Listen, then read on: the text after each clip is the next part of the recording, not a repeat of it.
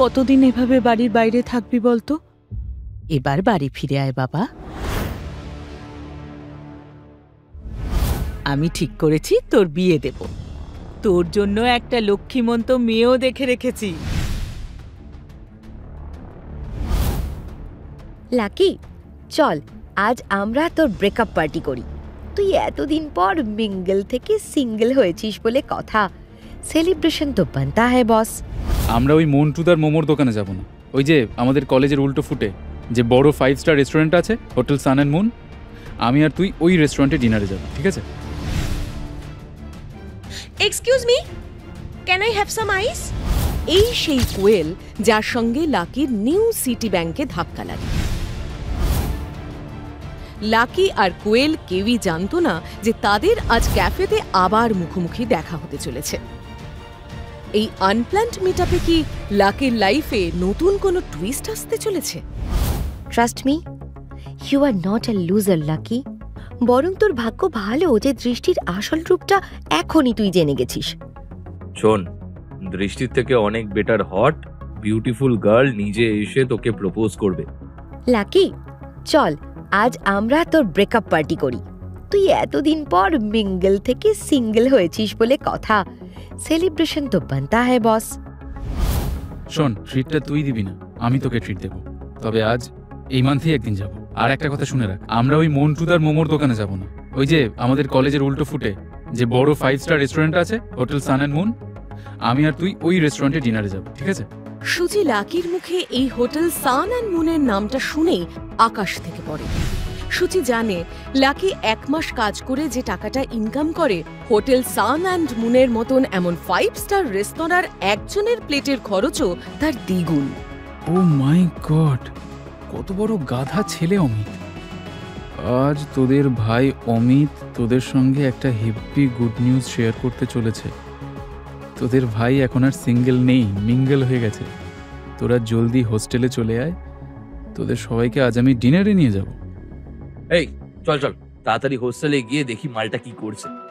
ওর মাথা মুড়ে একটু ভালো মন্দ সাটিয়ে আসবো। চল না, মজা হবে। এদিকে লাকি ফোনটা রিসিভ করে। ও কিছু বলার আগেই ফোনের ওপার থেকে এক মহিলা উদ্বিগ্ন কণ্ঠে বলে ওঠেন, অনেক হয়েছে লাকি, কতদিন এভাবে বাড়ির বাইরে থাকবি বলতো? এবার বাড়ি ফিরে আয় বাবা। মায়ের গলার আওয়াজ চিনতে লাকির কখনোই ভুল হয় না। মায়ের কণ্ঠস্বর শুনেই লাকির মনটা বড্ড উতলা হয়ে গেল। হ্যাঁ মা, আমি খুব তাড়াতাড়ি বাড়ি ফিরে আসবো, তুমি একদম চিন্তা করো না। গ্র্যাজুয়েশন কমপ্লিট হলেই আমি ফিরে আসবো। লাকি, আমি ঠিক করেছি তোর বিয়ে দেব। তোর জন্য একটা লক্ষ্মীমন্ত মেয়েও দেখে রেখেছি। মায়ের মুখে নিজের বিয়ের কথা শুনেই লাকি তো বেজায় বিপদে পড়ে। সদ্যই তার প্রেমিকা দৃষ্টির সঙ্গে ব্রেকআপ হয়েছে, আর সেই ধাক্কাই সে এখনো সামলে উঠতে পারেনি। আর এখন মা বিয়ের প্রসঙ্গ তুলছে। এ কি, তোরা তোরা আবার আমাকে ডিস্টার্ব করতে চলে এলি। চল এখন আমরা সবাই মিলে দ্য বং ক্যাফেতে গিয়ে জমিয়ে আড্ডা দিই আর ডিনার করে আসি। রশনির কিছু ফ্রেন্ডসরাও আসছে। আপনারা এখন গুড বয়ের মতো ঝটপট রেডি হয়নি।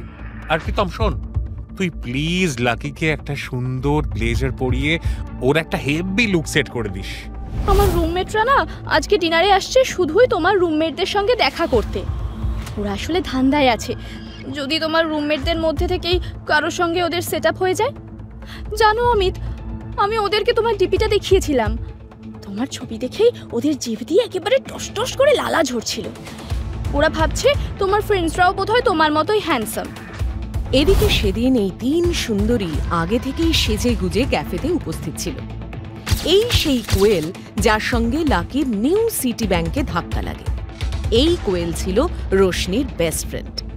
রোশনির বন্ধু গ্রুপের মধ্যে এই কোয়েলই সবচেয়ে হাই ক্লাস ফ্যামিলি থেকে বিলং করে। লাকি আর কোয়েল কেউই জানতো না যে তাদের আজ ক্যাফেতে আবার মুখোমুখি দেখা হতে চলেছে। এই আনপ্ল্যান্ড মিটআপে কি লাকির লাইফে নতুন কোনো টুইস্ট আসতে চলেছে? Excuse me, can I have some ice? Bro, আজ আমাদের প্রীতমের জন্য গার্লফ্রেন্ড খুঁজতেই হবে। আমার চেয়ে তোর বেশি দরকার ব্রো। এই রে, কেলো করেছে। এই আনপ্ল্যান্ড মিটআপে কি লাকির লাইফে নতুন কোনো টুইস্ট আসতে চলেছে? কমেন্ট বক্সে আমাদের কমেন্ট করে জানাতে ভুলবেন না। আর পুরো গল্পটা জানতে হলে আজই ডাউনলোড করুন পকেট এফএম এর অ্যাপটি আর শুনতে থাকুন সুপারহিট গল্প ইনস্ট্যান্ট মিলিয়নেয়ার।